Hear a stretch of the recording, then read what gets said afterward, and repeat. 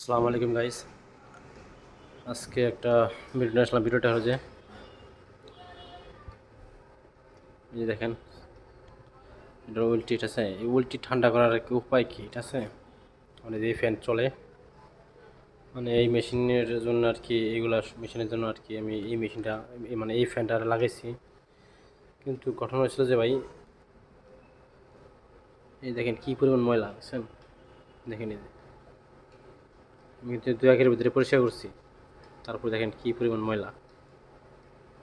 তো অন্য কোনো উপায় আছে নাকি, যে কুলিং ফ্যান অথবা কি অন্য কিছু লাগালে কি ভালো হবে, নাকি এমনই থাকা উচিত? কারণ এই ওয়েলটি অনেক হিট হয়, যে এই পাশে ফ্যান আছে, তারপর আর কি যদি বেশি হিট হয়ে যায় পরে আর কি ওই যে আপনার এই যে অ্যালার্ম বাতি আছে, ওই অ্যালার্ম বাতিটা জ্বলে জ্বলে ওঠে।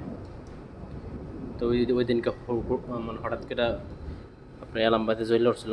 পরে ওয়েলটি অনেকক্ষণ অফ করে রাখছিলাম, অফ করার পরে আবার ছাড়ছি, পরে অ্যালার্ম বাতি গেছে গা। তো আমার কথা হলো যে মানে এই ফ্যান যে ঠান্ডা হয়, এই ফ্যান ঠান্ডা হয়, তারপর আপনার মানে ময়লা হয় প্রচুর পরিমাণ। এই ময়লা থেকে দূরে সরে আসার মানে কোনো উপায় আছে নাকি? আমার মেশিনও ঠান্ডা থাকলো এবং ময়লা থেকেও বাঁচা গেল আর কি। এই উল্টোটা বেশি দিন অনেক কিনছি, কিন্তু দেখেন মনে হইতেছে যে 1 বছর 1.5 বছর ইউজ করা উল্টি।